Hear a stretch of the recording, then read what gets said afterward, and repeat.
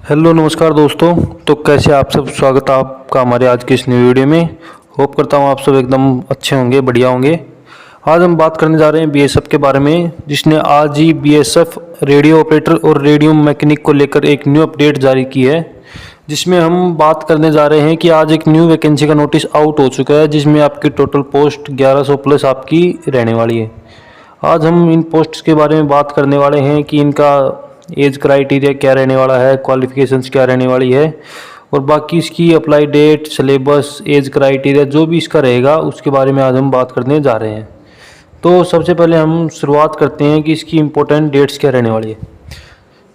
पहले इसका ओवरव्यू देखते हैं कि ये जो वैकेंसी आपकी बीएसएफ के द्वारा ऑर्गेनाइज करवाई जा रही है, आपकी जो वैकेंसी रहने वाली है बीएसएफ आरओ आरएम की रहने वाली है। हेड कांस्टेबल की आपकी पोस्ट रहने वाली है। टोटल पोस्ट आपकी 1121 रहने वाली है। सैलरी के ब्रेकआउट के बारे में बात करें तो लेवल 4 की आपकी सैलरी रहने वाली है। और अप्लाई डेट के बारे में बात करें तो अप्लाई डेट आपकी 24 अगस्त से दोपहर 11 बजे से आपकी अप्लाई स्टार्ट हो जाएगी। कैटेगरी हम बात करें HCRORM की रहने वाली है। ये आपकी यहाँ पे ऑफिशियल साइट यहाँ पे दी गई है, जिस पे आप जाके अप्लाई करेंगे। तो सबसे पहले हम बात करें इसकी इम्पोर्टेंट डेट्स क्या रहने वाली है। सबसे पहले हम डेट्स की बात करें तो आपकी डेट्स जो रहने वाली है 16 से 22 अगस्त तक इसकी नोटिफिकेशन डेट है एम्प्लॉयमेंट न्यूज़ के अनुसार। तो आज इसका नोटिफिकेशन रिलीज हो चुका है। और इसकी जो अप्लाई डेट जो आपकी रहने वाली है वो रहने वाली है 24 अगस्त 2025।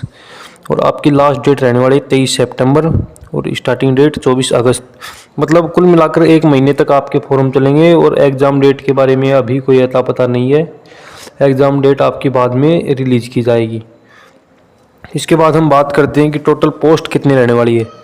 जैसे कि मैंने स्टार्टिंग में आपको बताया था कि टोटल पोस्ट आपकी 1121 रहने वाली है। तो उसी 1121 पोस्ट्स का यहाँ पे ब्रेकआउट दिया गया है। तो आपको बता दूं, आप देख सकते हैं कि यूआर के अंदर 20 वैकेंसी ये एक्स सर्विसमैन की है। और ये जो इधर रिमेनिंग वैकेंसी है ना, आप ये देखिए, इसके बेसिस पे आप अपनी वैकेंसी देखिए। यूआर के अंदर आपकी 177 वैकेंसी रहने वाली है। ईडब्ल्यूएस के अंदर आपकी 38, ओबीसी के अंदर 225, एससी के अंदर 81, एसटी के अंदर 63। टोटल आपकी 584 वैकेंसी HCRO की रहने वाली है। और इसके बाद आपकी आरएम की जो रहने वाली है 41 तो यूआर की, 10 ईडब्ल्यूएस की, ओबीसी की 52 और एससी की 18, एसटी की 13। टोटल 134 पोस्ट आपकी इसमें रहने वाली है। तो ये आपकी पोस्ट्स का ब्रेकआउट रहने वाला है, आप इसको एक बार चेकआउट ज़रूर कर लें।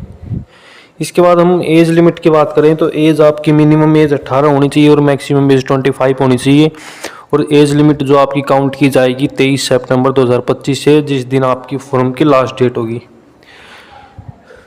मैं आपको बता दूं, ओबीसी को इसमें 3 साल का रिलैक्सेशन दिया गया है, ये अकॉर्डिंग टू नोटिस मैं आपको बता रहा हूँ। और SC ST में आपको 5 साल का। अगर कोई एक्स सर्विसमैन है तो जनरल में 3 साल, ओबीसी में 6 साल और SC ST में 8 साल। अगर कोई LDCE है बीएसएफ में तो यूआर और ईडब्ल्यूएस को अप टू एज लिमिट आपकी 40 रहने वाली, मतलब 15 साल का इसमें यूआर ईडब्ल्यूएस में, 43 साल तक आपकी ओबीसी में मैक्सिमम, और मैक्सिमम 45 आपकी SC ST में। इसके हिसाब से आप अपनी जो आप जिसमें भी लाई करते हैं आप अपना चेक कर सकते हैं कि आपके लिए एज रिलैक्सेशन आपका क्या है। इसके बाद हम बात करने वाले हैं कि इसकी क्वालिफ़िकेशंस क्या रहने वाली है। तो HCRO के लिए जिसमें टोटल 910 वैकेंसी है, उसके लिए मैं आपको बता दूं, आपके पास 12th PCM से होनी चाहिए। और HCRM के लिए दोनों के लिए क्वालिफ़िकेशंस सेम है। अगर कोई मतलब 12th तो दोनों में है, अगर किसी के पास 10th और ITI है ना तो वो भी इसके लिए एलिजिबल है। PCM वालों के लिए ये एक गोल्डन चांस वैकेंसी है। इसमें कंपटीशन सिर्फ नाम मात्र का रहता है, क्योंकि इसमें PCM वाले बंदे ज़्यादा बैठते हैं। और अगर किसी ने 10th और ITI कर रखी है तो वो भी इसके लिए एलिजिबल होगा। इसके बाद अब PST की बात करें तो PST में आपको यहाँ पे देखने को मिलेगा कि हाइट आपकी 168 सेंटीमीटर रहनी चाहिए और फीमेल की आपकी 157, चेस्ट आपकी 80 होनी चाहिए मिनिमम, और 5 सेंटीमीटर का एक्सपेंशन यहाँ पे होना चाहिए। वुमेन के लिए चेस्ट का कोई क्राइटेरिया नहीं है, और वेट के लिए आपको हाइट वेट का जो चार्ट होता है अकॉर्डिंग टू हाइट उतना आपका वेट यहाँ पे एलिजिबल होना चाहिए। तो आप इसमें भी नीचे नोटिफिकेशन की कटिंग दी हुई है ओरिजिनल, तो आप इसमें भी चेक कर सकते हैं कि कहीं ये गलत तो डिटेल आपको नहीं बताई गई है। बाकी हमारे यहाँ पे जो भी डिटेल बताई जाएगी वो एकदम सटीक और पुष्टि के साथ ही बताई जाएगी, ऐसी कोई डिटेल हमारे द्वारा आपको यहाँ पे प्रोवाइड नहीं करवाई जाएगी। इसके बाद हम पीईटी की बात करें तो पीईटी में सबसे पहले मैं आपको बता दूं यहाँ पे आपकी 1.6 किलोमीटर की रनिंग होने वाली है, जिसके लिए आपको 6.5 मिनट दिए जाएंगे। लॉन्ग जंप आपका 11 फीट का रहने वाला है, जिसमें आपको 3 चांस दिए जाएंगे। हाई जंप आपका 3.5 फीट का रहने वाला है, जिसके लिए आपको 3 चांस दिए जाएंगे। फीमेल कैंडिडेट के लिए बात करें तो आपकी 800 मीटर की रेस रहने वाली है, जिसके लिए आपको 4 मिनट दिए जाएंगे। 9 फीट का आपको लंबी जो कूद होती है लॉन्ग जंप आपको जो रहने वाला है 9 फीट का, उसके लिए आपको 3 चांस दिए जाएंगे। और 3 फीट का आपका हाई जंप रहने वाला है, जिसके लिए आपको 3 चांस दिए जाएंगे।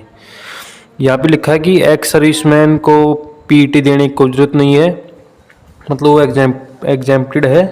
और एलडीसी के लिए पीएसटी पीईटी और डीएमई जो बीएसएफ में है उनके लिए ये सब एग्जेम्प्टेड है। उनको सिर्फ सीबीटी का एग्ज़ाम देना है। और एचईआरओ के लिए डिक्टेशन आपको देना पड़ेगा, जो मतलब डिक्टेशन की बात हम बाद में करेंगे कि डिक्टेशन आपको यहाँ पे डिक्टेशन में आपसे क्या करवाया जाएगा उसके बारे में हम बात करेंगे। इसके बाद आपका जो रहने वाला है कुछ से मेन बातें जो आपको यहाँ पे पता होनी चाहिए उसके बारे में हम बात करें। एक्स सर्विसमैन के बारे में यहाँ पे दिया गया है कि ex serviceman are not required to undergo PST, मतलब कोई एक्स सर्विसमैन है तो उसको पीएसटी नहीं देना है और पीईटी भी नहीं देना है, लेकिन उसका जो मेडिकल एग्जामिनेशन होगा ना वो तो होगा ही, कंडक्ट करवाया जाएगा। मतलब इसमें दो चीज़ें हैं कि एक तो आपका रिटर्न तो होना ही है सबका, और एक डीएमई होगा अगर कोई एक्स सर्विसमैन है तो। और अगर कोई बीएसएफ का डिपार्टमेंटल कैंडिडेट है तो उसको सिर्फ रिटर्न एग्ज़ाम देना है, उसका ना तो पीएसटी होगा, ना पीईटी होगा, ना डीएमई होगा, मतलब मेडिकल भी उसका नहीं होगा। तो ये आपकी जो मेन बातें हैं ये आपको ध्यान रखनी है अगर कोई एक्स सर्विसमैन है और बीएसएफ का डिपार्टमेंटल कैंडिडेट है तो। इसके बाद हम बात करें नॉर्मल कैंडिडेट के लिए। अगर यहाँ पे लिखा है कि अगर कोई भी कैंडिडेट दोनों पोस्ट के लिए अप्लाई करता है ना तो उसके लिए सिर्फ एक ही पीएसटी पीईटी अलग अलग कंडक्ट नहीं करवाएंगे दोनों पोस्ट के लिए। पीईटी पीएसटी सिर्फ एक ही होगा, उसी में आपका दोनों पोस्ट का मान लिया जाएगा। ये यहाँ पे इसमें प्रोवाइड करवाया गया है जो आपको पता होना ज़रूरी है। इसके बाद हम इसके एग्ज़ाम पैटर्न की बात करते हैं कि एग्ज़ाम में क्या क्या आने वाला है। तो सबसे पहले मैं आपको बताऊँ यहाँ पे आपकी फ़िजिक्स रहने वाली है, मैथमेटिक्स, केमिस्ट्री, इंग्लिश और जीके आपकी टोटल 100 क्वेश्चन आपके आएंगे और 200 मार्क्स का आपका एग्ज़ाम रहने वाला है। टोटल आपको 2 घंटे का टाइम दिया जाएगा। नेगेटिव मार्किंग आपकी 0.25 की रहने वाली है, 1/8 की रहेगी। और क्वालिफाइंग मार्क्स आपके यहाँ पे मतलब इतने नॉर्मल होनी चाहिए। पिछली बार मैं आपको बताऊँ लगभग कट ऑफ भी इतने पे लगी थी। और जनरल ओबीसी ईडब्ल्यूएस के लिए 38%, SC ST के लिए 33%। ये आपके क्वालिफाइंग मार्क्स इतने तो आपके पास होने ही चाहिए, ये तो कंपलसरी है। आप फिजिक्स 40 नंबर की, मैथमेटिक्स फिजिक्स 80 नंबर की, मैथमेटिक्स 40 नंबर की, केमिस्ट्री 40 नंबर की, इंग्लिश और जीके 40 नंबर की। ये मैं आपको बता दूं आपका 12th लेवल का सिलेबस रहने वाला है सारा, इसमें 10th लेवल का कोई भी नहीं है। कहीं आप 10th लेवल का समझ लो, 12th लेवल की फिजिक्स आपकी आने वाली है यहाँ पे। इसके बाद हम बात करें डिक्टेशन टेस्ट क्या होता है। डिक्टेशन टेस्ट के लिए मैं आपको बता दूं ये सिर्फ आपका आरओ के पोस्ट के लिए होगा, रेडियो ऑपरेटर की पोस्ट के लिए। अगर कोई कैंडिडेट आरएम के पोस्ट के लिए अप्लाई करता है तो उसको डिक्टेशन टेस्ट का देना कोई अनिवार्य नहीं है, उसके लिए डिक्टेशन टेस्ट नहीं होगा। डिक्टेशन टेस्ट में मैं आपको बता दूं इस टेस्ट में आपके पास पैराग्राफ रीडिंग करवाई जाएगी जो 50 मार्क, एक तो मिनिमम 150 वर्ड्स की आपको डिक्टेशन टेस्ट वहाँ पे इंग्लिश में लिखना होगा जो 50 मार्क्स का होना है, और एक रीडिंग का होगा जो सिर्फ क्वालिफाइंग होना है। तो डिक्टेशन टेस्ट पास करने के लिए 38% जनरल में आने चाहिए, ओबीसी ईडब्ल्यूएस के लिए 33% का क्राइटेरिया है, SC ST के लिए 20% इतने मिनिमम है। SC ST एंड 20% फॉर सी, मतलब जो अनुकंपा आधार पे जो कंपेशनेट अपॉइंटमेंट होंगी ना, उनके लिए यहाँ पे 20% यहाँ पे कंपलसरी होगा डिक्टेशन टेस्ट के अंदर। इसके बाद हम बात करते हैं एप्लीकेशन फ़ीस आपकी क्या रहने वाली है। तो एप्लीकेशन फ़ीस मैं आपको बता दूं, आपकी मात्र 100 रुपये रहने वाली है जनरल OBC EWS के लिए। SC ST PH के लिए आपकी फिजिकल हैंडीकैप की तो फिलहाल शायद इसमें कोई वैकेंसी है नहीं, ऐसा जिक्र हुआ नहीं है। और कैटेगरी आपकी जो फीमेल की रहने वाली है उसके लिए भी फीस एकदम फ्री रहने वाली है। मोड ऑफ पेमेंट आपको बता दूं, debit card, credit card, internet banking, UPI आपका मोड ऑफ पेमेंट रहने वाला है। इसके बाद हम बात करें आपकी पे स्केल के बारे में। पे स्केल के बारे में मैं आपको बता दूं, आपका जो पे स्केल है वो लेवल 4 का रहने वाला है।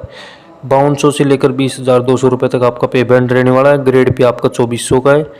पे स्केल आपका 25,500 से लेकर 81,100 तक आपका मैक्सिमम होता है। बेसिक सैलरी आपकी 25,500 होगी। बाद में इसमें DA वगैरह जुड़ जाड़ के ये आपको मंथली ग्रोस सैलरी 39,525 रुपये मिलेगी। इसके बाद में आपका इसमें कुछ डिडक्शन किया जाएगा तो आपको मंथली सैलरी 30,669, ये आपकी स्टार्टिंग सैलरी है ट्रेनिंग के टाइम पे।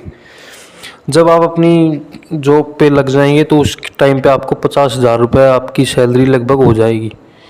इसके बारे में आपको तो यहाँ बता ही दिया गया है कि सैलरी का ब्रेकआउट आपका क्या रहने वाला है। इसके बाद हम बात करें सिलेक्शन प्रोसेस क्या रहने वाला है। तो सिलेक्शन प्रोसेस के बारे में मैं आपको बता दूं, यहाँ पे सबसे पहले आपका PET PST होगा। कोई सोचे कि यहाँ पे सबसे पहले रिटर्न होगा, ऐसी बात नहीं है। अब की बार यहाँ पे सबसे पहले PET PST होगा, उसके बाद आपका रिटर्न होगा, फिर इसके बाद डिक्टेशन होगा जो सिर्फ RO की पोस्ट के लिए है ओनली। फिर इसके बाद आपका मेडिकल और DV होगा। फिर इसके बाद आपकी फाइनल मेरिट, आपके रिटर्न मार्क्स के बेसिस पे आपकी फाइनल मेरिट लगाई जाएगी। तो ये आपकी जो डिटेल्स थी मेन ये हमने आपको बता दी। अब हम बताएंगे कि आपको इसके लिए अप्लाई कैसे करना है। तो आपको इसको लिए अप्लाई करने के लिए अभी तो इसके फॉर्म ऑनलाइन हुए नहीं है, 24 अगस्त को ऑनलाइन हो जाएंगे। तो आपको BSF की ऑफिशियल वेबसाइट, जो आप यहाँ पे इंटरफेस देख सकते हैं कि ऐसी इसकी ऑफलाइन वेबसाइट है, जिसका यहाँ से पहले से अकाउंट बना हुआ है वो यहाँ पे कैंडिडेट लॉगिन कर ले, और जिसका नहीं बना हुआ है वो यहाँ पे कैंडिडेट लॉगिन पे जाके यहाँ पे अपना रजिस्ट्रेशन कर सकता है। तो ये थी हमारी आज की वीडियो, जिसमें हमने बात की कि कैसे BSF के अंदर एक वैकेंसी निकली हुई है जिसमें आप अप्लाई कर सकते हैं। तो कैसे लगी आपको हमारी वीडियो, आप हमें ज़रूर बताएं। और आप सभी वीडियो को, अगर आपको कुछ भी दिक्कत आती है तो आप हमारी वीडियो के नीचे कमेंट कर दें, हम आपकी हेल्प के लिए यहाँ पे तत्पर हैं। तो ये आज की हमारी वैकेंसी के बारे में डिटेल्स रहने वाली हैं। तो होप करता हूँ आपको वीडियो अच्छी लगी होगी। ऐसी और वीडियोज़ के लिए हमारे चैनल को सब्सक्राइब कर लीजिए। थैंक यू दोस्तों।